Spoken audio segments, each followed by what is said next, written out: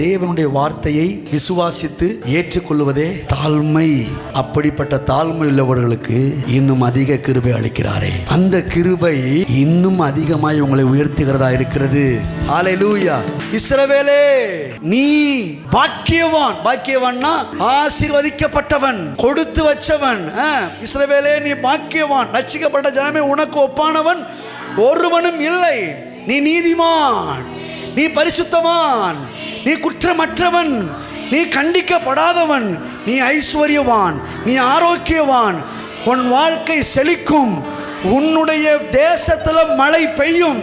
நீ கையிட்டு செய்கிற வேலை அனைத்திலையும் உன் தேவனாகிய கர்த்தர் உனக்கு பரிபூர்ண நன்மை உண்டாக கட்டளை இடுவார். நீ கையிட்டு செய்கிற வேலை அனைத்திலையும் உன் தேவனாகிய கர்த்தர் தம்முடைய ஆசீர்வாதத்தை பொழிந்தருளுவார். உன் கைகளின் பிரயாசத்தை நீ சாப்பிடுவாய். உனக்கு பாக்கியமும் நன்மையும் உண்டாயிருக்கும். நீ போகையிலும் ஆசீர்வதிக்கப்பட்டிருப்பாய், வருகையிலும் ஆசீர்வதிக்கப்பட்டிருப்பாய், வீட்டிலும் ஆசீர்வதிக்கப்பட்டிருப்பாய், வெளியிலும் ஆசீர்வதிக்கப்பட்டிருப்பாய். நீ எங்க போனாலும் உனக்குள்ளிருந்து ஆசீர்வாத நதி புரண்டு ஓடும். உன் மனைவி உன் வீட்டோரங்களில் கனிதரும் திராட்சை கொடியை போல இருப்பார். உன் பிள்ளைகள் உன் பந்தியை சுற்றிலும் ஒலிவ மர கன்றுகளை போல, ஓங்கி வளருகிற விருட்சம் கன்றுகளை போல, சித்திரம் தீர்த்த அரண்மனை மூளை கற்களை போல இருப்பார்கள். உன் பிள்ளைகள் பலவனுடைய கையில் உள்ள அம்புகளாய் இருப்பார்கள். உன் பிள்ளைகளுடைய சமாதானம் பெரிதாயிருக்கும். உன் வம்சம் ஆசீர்வதிக்கப்படும். உன் சந்ததி இதே மதுரை மாவட்டத்தில் பலத்திருக்கும்.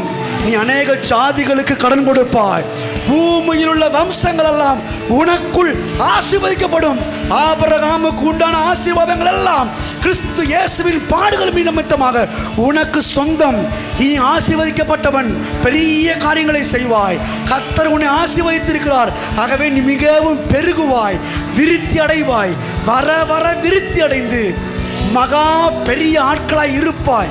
கர்த்தர் உன்னை நித்தமும் நடத்துவார். உன் எலும்புகளை நிலமுள்ளதாக்குவார். உன் ஆத்துமாவை திருப்தியாக்குவார். நீ நீர்ப்பாய்ச்சலான தோட்டத்தை போலவும், வற்றாத நீரூற்றை போலவும், வாரி இறைக்கிற கிணறை போலவும் இருப்பாய். நீ ஏழைகளுக்கு கொடுப்பாய், தரித்திரனை நினைப்பாய். உனக்குள் பூமியில் உள்ள வம்சங்கள் எல்லாம் ஆசீர்வதிக்கப்படும். உன் சந்ததியில ராஜாக்கள் தோன்றுவார்கள். உன்னை பார்க்கிற அனைவரும் நீ கர்த்தரால் ஆசீர்வதிக்கப்பட்ட சந்ததி என்று ஜனங்கள் அறிந்து கொள்வார்கள். சகல ஜாதிகளாலும் நீ அறியப்பட்டிருப்பாய். சகல ஜாதிகளும் உன்னை பற்றி பேசுவார்கள். நான் உன் பெயரை பெருமைப்படுத்துவேன்.